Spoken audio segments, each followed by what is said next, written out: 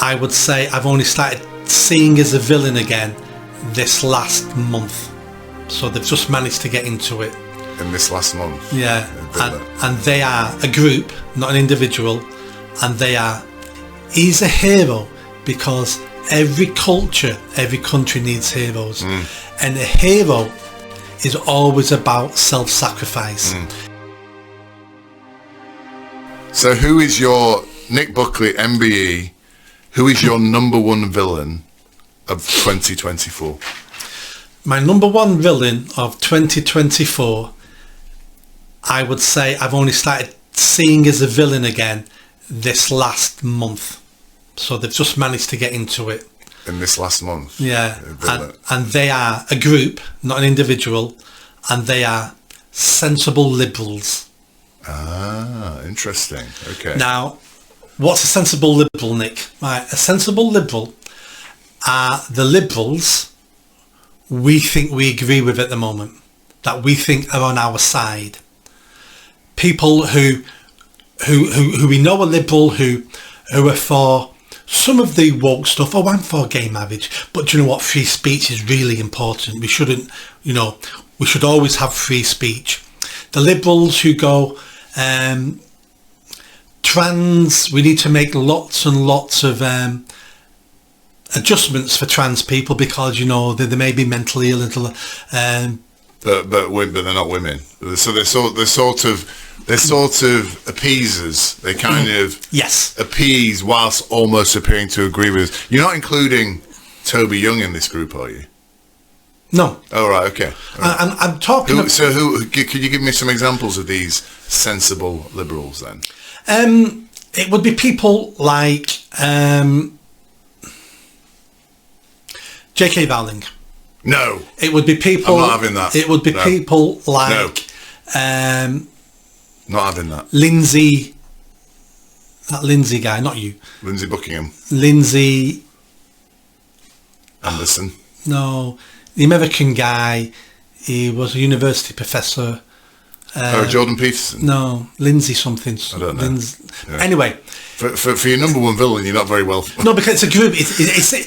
So they describe this group. They present themselves as on our side, if you like, but they caveat everything a little bit with. Is that what you said? No. So they don't see themselves on our side.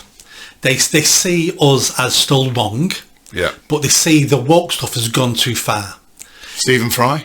Stephen Fry would be, Yeah, that's interesting. I wanted to he would be a good one. So these people were the initiators of woke, of political correctness. Yes. Can't we all just get along? Yeah. But deep down inside, they want... Let's be kind. Yeah. Yes, but they want free speech.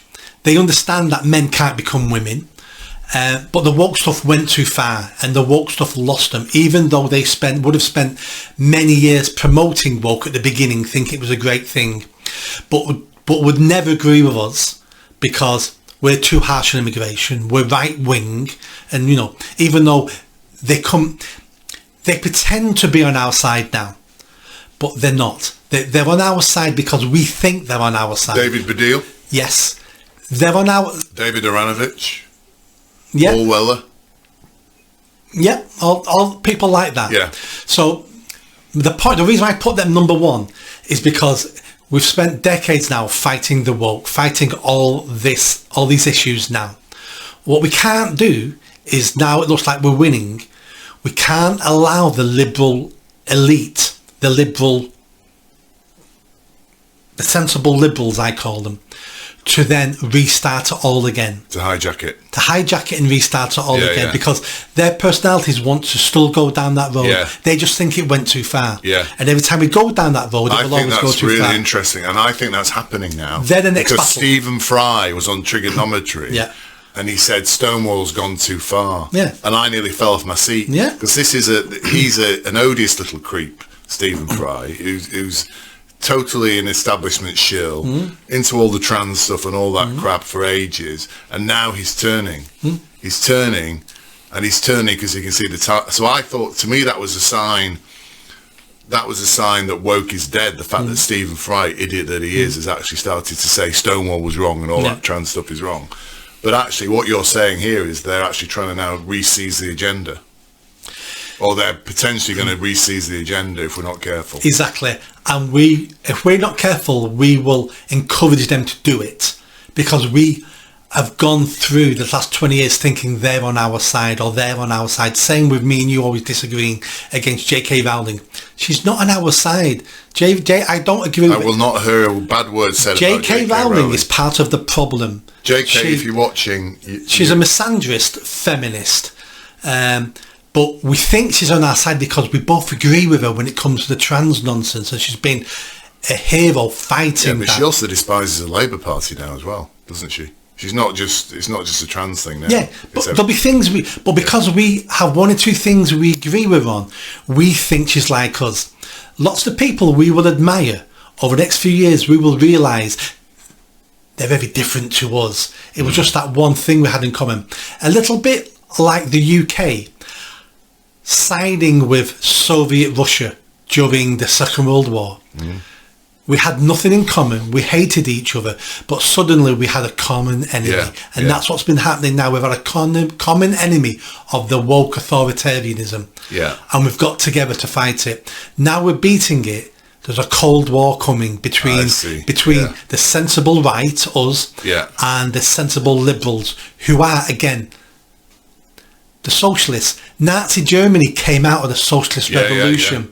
So you can't go back to the initiators of the problem and thinking this time they won't create a new problem for us. They're always going to create problems. We need to identify who the enemies are, who the people who are wrong are, and we need to start highlighting them and saying, we don't work with you anymore now because you're part of the problem. You're not as bad as the LGBTQ nutcases, but you're part of the reason we've got the LGBTQ nutcases. We need to be careful.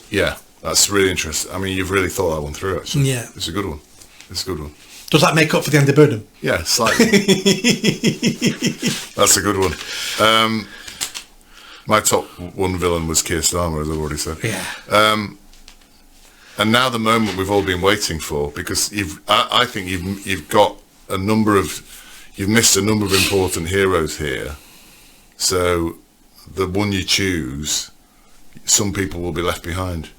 They will. So this is ladies and gentlemen, if we could have a fanfare, if you could put one over the... Nick Buckley, MBE, who is your number one hero of 2024? My number one hero of 2024 is a man who wouldn't class himself as a hero, who there's an argument to be made maybe isn't a hero, but he will go down in history as a hero because of his sacrifice, and he's Peter Lynch. He's the granddad who... I don't believe it. That's my number one as well. Right. Very well done.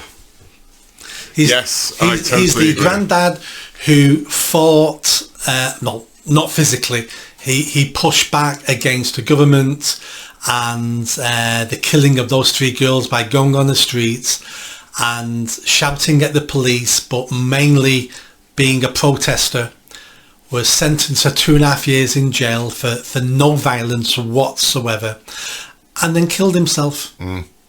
He is a hero, not because of killing himself and not because of going on the streets because he didn't realise what it was going to lead to.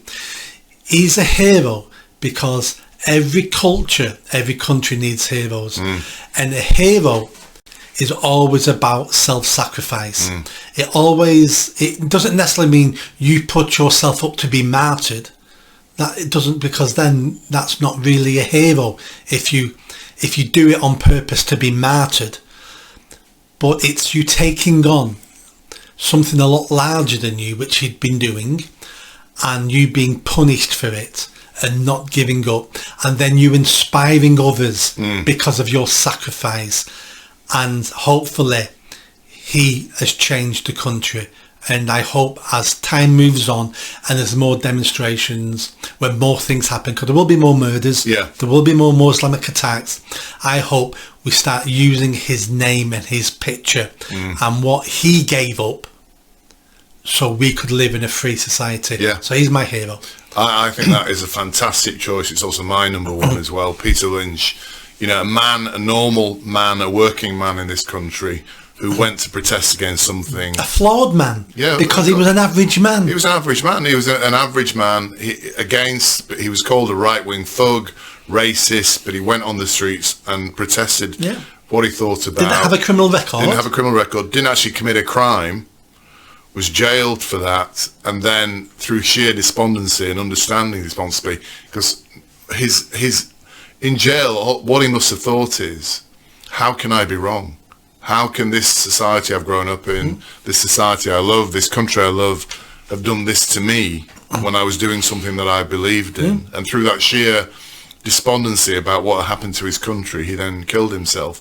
And as a result of that, his name is now remembered by you and me, remembered by people in the protest. And I think you're right. I think he will gather momentum as a British hero who gave his life as a political prisoner in this country. And I think it's a tremendous choice. And I fully agree with you on that one. That's a really good one. Good. Thank you. Really good.